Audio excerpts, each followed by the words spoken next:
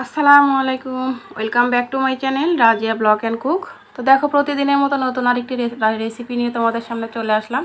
তো আজকে আমি তোমাদেরকে খুবই মজাদার একটা জনপ্রিয় খাবার রেসিপি শেয়ার করতে চলেছি। আশা করি ভিডিওটি না টেনে আমার সঙ্গে থাকবে, আর ভিডিওটি ভালো লাগলে লাইক, কমেন্ট, শেয়ার এবং সাবস্ক্রাইব করে দেবে। তো সেই মজাদার এবং জনপ্রিয় খাবারটা কি, চলো তোমাদের সঙ্গে শেয়ার করা যাক। তো দেখো, কচু শাক দিয়ে আমি আজকে ইলিশ মাছের মাথা দিয়ে মুড়ি ঘন্ট বানাবো। এটা কিন্তু কম বেশি সবারই পছন্দ। কচু শাক তোমরা জানো খুবই পুষ্টিকর একটা খাবার, আর ইলিশ মাছের তো জবাবই নেই। এমন কেউ নেই যে ইলিশ মাছ পছন্দ করে না। তো সেইটা দিয়েই আজকে মুড়ি ঘন্ট। তো দেখো, এদিকে মাছের মাথাটা আমি ভাজতে দিয়েছি। তো এই মাছের মাথাটা দিয়েই আজকে কচু শাক আমি মুড়ি ঘন্ট বানাবো। তো কচু শাকগুলোও আমি ধুয়ে খুব সুন্দরভাবে রেডি করে নিয়েছি, আর এদিকে মাছের মাথাটাও ভেজে নিচ্ছি। তো দেখো, কথা বলতে বলতে মাছের মাথাটাও ভাজা হয়ে গেছে। তো এটা এখন আমি উঠিয়ে নেব।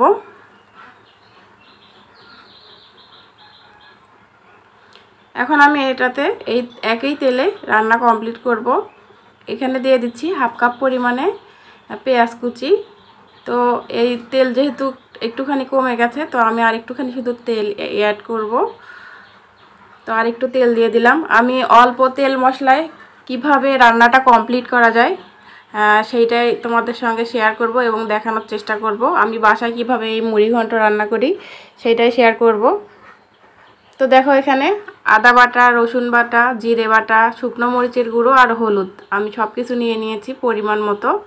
তো এখানে আদা রসুন বাটা আমি 2 চা চামচের মতো ব্যবহার করেছি, আর জিরে বাটা 1 চা চামচ, আর শুকনো মরিচের গুঁড়ো আর হলুদ, এগুলো আমি পরিমাণ মতো দিয়েছি, তো স্বাদ বুঝে। তো তোমরা অবশ্যই চেষ্টা করবে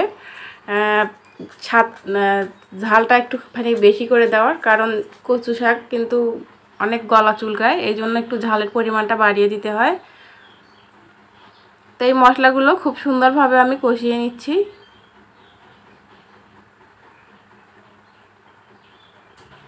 তো এখন এই পর্যায়ে আমি একটুখানি পানি দিয়ে মশলাটা আরও ভালোভাবে কষিয়ে নেব।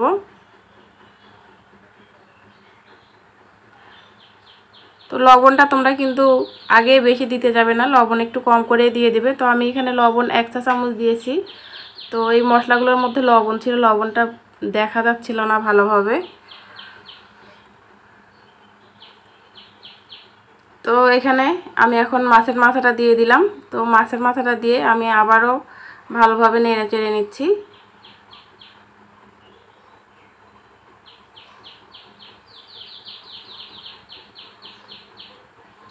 তো এই মাছের মাথাটা এখন ভেঙে দিতে হবে।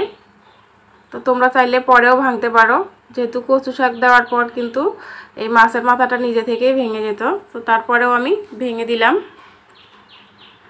তো আমার এই ভিডিওটি দেখতে দেখতে যদি তোমাদের কোনো একটা জায়গা ভালো লেগে যায়, তাহলে অবশ্যই লাইক, কমেন্ট, শেয়ার এবং সাবস্ক্রাইব করে দিও। পাশে থাকা বেল আইকনটি প্রেস করে দিও, তাহলে আমি নতুন কোনো ভিডিও দেওয়ার সঙ্গে সঙ্গে পৌঁছে যাবে তোমাদের কাছে নোটিফিকেশন।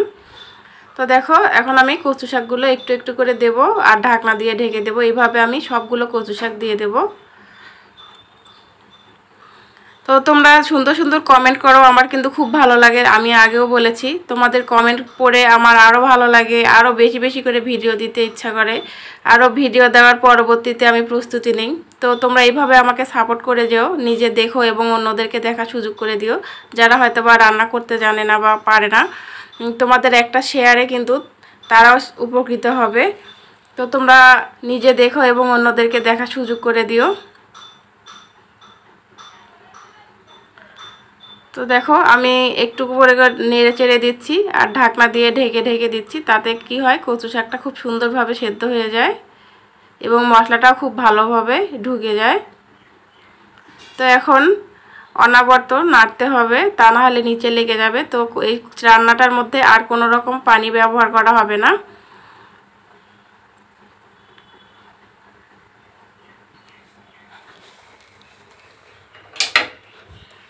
তো এইভাবে নাড়তে নাড়তে এক পর্যায়ে কিন্তু কচু শাকটা সেদ্ধ হয়ে যাবে।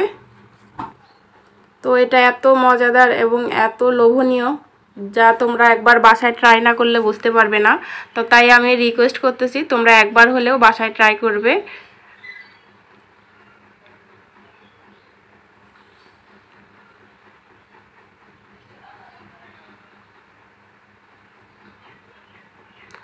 তো দেখো ভাজতে ভাজতে এক পর্যায়ে কালারটা কেমন হয়ে এসছে, আরও চেঞ্জ হয়েছে। তো আমি আরও একটু ভাজা ভাজা করব, তাহলে কালারটা আরও একটু চেঞ্জ হয়ে যাবে। তো তোমরা একটা কথা সবসময় মাথায় রাখবে, তো এই রান্নাটা যত বেশি তোমরা শুকনা শুকনা করবে তত বেশি কিন্তু মজা লাগবে। তা না হলে কিন্তু অনেক সময় এটা সেদ্ধ কম হলে তাহলে কিন্তু গলা চুলকাবে। তো আমি কয়েকটা কাঁচামরিচ দিয়ে দিলাম। তো এটা অপশনাল, তোমরা চাইলে দিতে পারো, না চাইলে দেওয়ার দরকার নেই, স্কিপ করে যেতে পারো। তো তোমরা কে কীভাবে এই রান্নাটা করো একবার হলেও আমাকে কমেন্ট বক্সে জানাবে। তো আমি যেভাবে ঘরোয়া উপকরণে যেভাবে রান্না করি সেভাবে তোমাদের সঙ্গে শেয়ার করলাম। তো দেখো ভাজতে ভাজতে এক পর্যায়ে কালারটা চেঞ্জ হয়ে গেছে। এখন আমি উপর দিয়ে একটুখানি জিরে আর ধনিয়ার গুঁড়ো দিয়ে দিলাম, দিয়ে খুব সুন্দরভাবে আবারও নেড়ে চেড়ে নিচ্ছি। তো এই ইলিশ মাছের মাথায় যে দিতে হবে তার কোনো ব্যাপার নাই, তোমরা অন্য মাছের মাথা দিয়েও এটা রান্না করতে পারো, কিন্তু ইলিশ মাছের মাথা দিয়ে রান্না করলে টেস্ট বেশি হয়। তো মাছের রাজা ইলিশ তোমরা সবাই জানো, এর স্বাদের সঙ্গে কোনো মাছের স্বাদের তুলনা হয় না।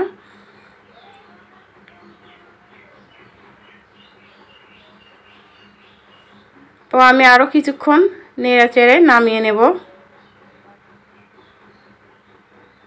তো দেখো কালারটা কিন্তু অসাধারণ আসছে।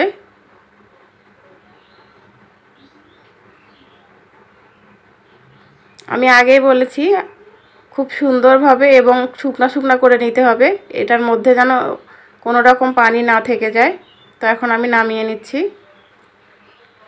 তো এই দেখো রেডি হয়ে গেল ইলিশ মাছের মাথা দিয়ে কচু শাকের মুড়ি ঘন্ট। তো আমার এই রেসিপিটা কেমন লাগলো অবশ্যই কমেন্ট বক্সে জানিয়ে যাবে। তোমাদের সুন্দর সুন্দর কমেন্ট আমার পরবর্তী ভিডিও দেওয়ার জন্য আরও বেশি বেশি করে উৎসাহ দেয়। নেক্সট ভিডিওতে আমি আরও সুন্দর কিছু রেসিপি নিয়ে হাজির হয়ে যাব। তো আজকে এই পর্যন্তই, সবাই ভালো থেকে সুস্থ থেকো, আর হ্যাঁ পাশে থাকা বেল আইকনটি প্রেস করে দিও, আমি নতুন ভিডিও দেওয়ার সঙ্গে সঙ্গে তোমাদের কাছে পৌঁছে যাবে। তো আজকে এই পর্যন্তই, ভালো থেকো সুস্থ থেকো, আল্লাহ হাফেজ।